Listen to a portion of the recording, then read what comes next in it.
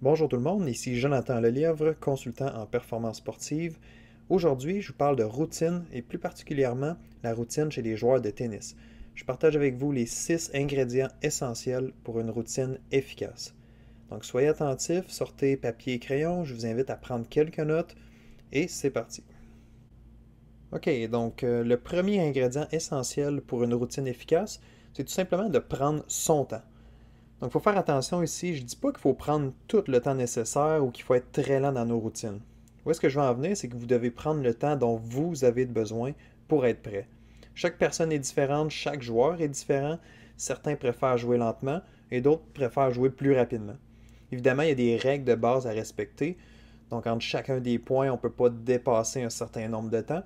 Chez les professionnels, les règles sont assez claires là-dessus et je vous invite à consulter le livre officiel de l'ATP en version PDF qui est disponible directement sur Internet. Donc, selon ces règles, selon les règles de l'ATP, finalement, tu as droit à 25 secondes entre chaque point. Tu as le droit à 90 secondes au changement de côté et évidemment 120 secondes entre les manches. Les règles de Tennis Canada sont un petit peu différentes. Donc, la durée prévue entre les points est plutôt de 20 secondes au lieu de 25 secondes qu'on a vu tantôt, sauf si le tournoi est sanctionné par Tennis Canada. Bref, c'est à vous de vous informer sur ces détails lorsque vous vous présentez à un tournoi. Donc, quand vous allez participer à un tournoi, assurez-vous de demander combien de temps que j'ai droit entre les manches ou entre les points, etc. Si vous souhaitez consulter le document officiel de Tennis Canada, vous n'avez qu'à taper les mots règles du jeu Tennis Canada sur Google et vous trouverez le document. Donc, si on résume le premier point, prenez votre temps tout en respectant les règlements. Trouvez votre rythme et soyez en contrôle. C'est particulièrement vrai lorsque vous êtes au service parce que c'est vous qui dictez le rythme du jeu. En retour de service, c'est différent, vous devez plutôt suivre le serveur. Donc, le deuxième ingrédient essentiel pour une routine efficace, c'est la respiration. Ça peut sembler un peu simple, ça peut sembler évident, mais je crois qu'on néglige vraiment l'importance d'une bonne respiration. La respiration, c'est pour reprendre son souffle, oui, après un long échange, mais c'est aussi pour nous aider à demeurer calme et en contrôle. À chaque service, je vous invite à prendre le temps de prendre une bonne inspiration et de prendre une bonne expiration. Jugez par vous-même la différence que ça peut faire, spécialement dans les matchs ou dans les moments importants. La respiration est un outil puissant pour contrôler votre stress, donc gênez-vous pas à l'utiliser. Donc, pour vous donner un exemple des deux premiers points qu'on vient de voir, des deux premiers ingrédients, donc qui sont prendre son temps et la respiration, je vais juste vous montrer un petit clip ici de Maria Sharapova durant un de ses matchs en 2013. Dans l'extrait, on peut voir clairement sa routine au service. Donc, on va juste partir le clip. Donc, portez attention après son service ici. Donc, elle vient de faire un as, regardez ce qu'elle fait. Elle se retourne tout de suite dos au jeu, ramasse ses balles. Donc, vous voyez qu'elle est quand même déjà dans sa bulle, elle est déjà en train de penser à des choses. Elle joue avec son cordage, elle retourne à la ligne de fond. Et là, j'aime le moment où est-ce qu'elle prend une pause, elle regarde de l'autre côté. Où est-ce que je vais servir? Elle voit dans sa tête. Et là, évidemment, c'est l'exécution du service. Bon, cette balle-là est dans le filet, mais vous allez voir son deuxième service qui va être de qualité. On voit bien là, sa respiration entre chacun de ses services. Donc on voit qu'elle est en contrôle, on voit qu'elle prend son temps, qu'elle a besoin, et on voit clairement qu'elle prend le temps d'inspirer, d'expirer calmement entre chacun de ses services. OK, donc on est rendu déjà au troisième ingrédient. Le troisième ingrédient essentiel pour une routine efficace, c'est la prise de décision logique. Donc avant de te lancer au service, tu dois décider où tu vas servir. Je veux vraiment être clair ici, tu ne fais pas un service juste pour faire un service. Tu as une intention et un objectif avec chacun de tes services. Donc tu dois être stratégique dans la sélection de ton service. Est-ce que je veux surprendre mon adversaire? Est-ce que je veux simplement servir sur son revers? Est-ce que j'y vais pleine puissance au corps? Qu'est-ce que je veux faire avec ma balle de service finalement? Donc je le répète, vous avez à prendre la décision avant de vous élancer au service. Tu ne fais pas juste mettre une balle en jeu.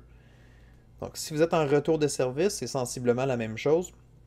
Vous essayez de décider où est-ce que vous allez faire votre retour de service. Est-ce que je retourne en croisée? Est-ce que je retourne en parallèle? Est-ce que je décide de contourner? Donc c'est toutes des options. Donc, je vous donne un exemple très précis de prise de décision logique. Imaginez que vous êtes en début de match, vous avez des problèmes avec votre service. Donc, ça ne fonctionne pas, vous faites des doubles fautes. Donc, au lieu de chercher peut-être les petites cibles au service ou de viser les lignes, je vous suggère de choisir plutôt des cibles plus grandes, de choisir un service avec lequel vous êtes confortable pour trouver une manière finalement de mettre votre balle en jeu puis de gagner tranquillement en confiance. Quatrième ingrédient essentiel pour une routine efficace, et c'est la concentration sur le moment présent. C'est cliché, mais idéalement, le joueur de tennis devrait jouer une balle à la fois, sans penser à ce qui s'est passé avant ou à ce qui s'en vient. Je sais que c'est pas facile parce que des fois, on se laisse déranger par nos propres émotions, par nos moins bons coups, par l'adversaire, peu importe, mais il faut vraiment faire un réel effort pour demeurer concentré sur notre travail.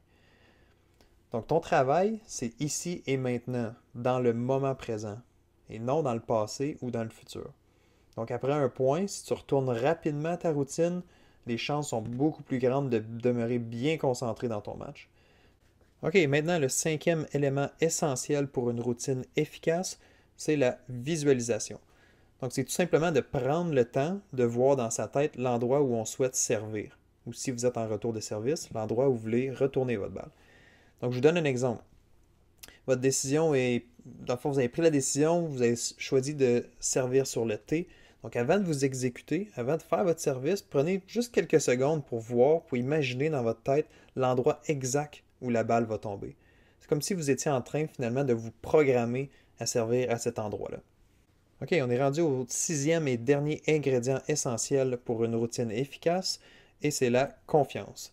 Lorsque vous vous présentez sur la ligne de fond au service, il n'y a pas de place pour le doute. Vous devez être 100% convaincu que votre service va être en jeu là où vous le voulez. Vous venez juste de visualiser votre service ou l'endroit où vous voulez servir, mais maintenant, là, vous devez être convaincu que c'est là que la balle va aller. Même si on sait que c'est pratiquement impossible de réussir tous ces premiers services à l'intérieur d'un match, il y a généralement personne qui a 100% de première balle de service, mais ça n'empêche pas que vous devez y croire à chaque fois. Vous devez être convaincu à chaque fois que vous faites un service que la balle va aller à l'endroit où vous voulez. Comme j'ai mentionné finalement dans le quatrième ingrédient où je parlais de concentration, c'est pas le temps de penser à ce qui s'est passé avant. Vous avez un service à faire maintenant, vous êtes capable de le faire, donc laissez aucun doute se former dans votre tête.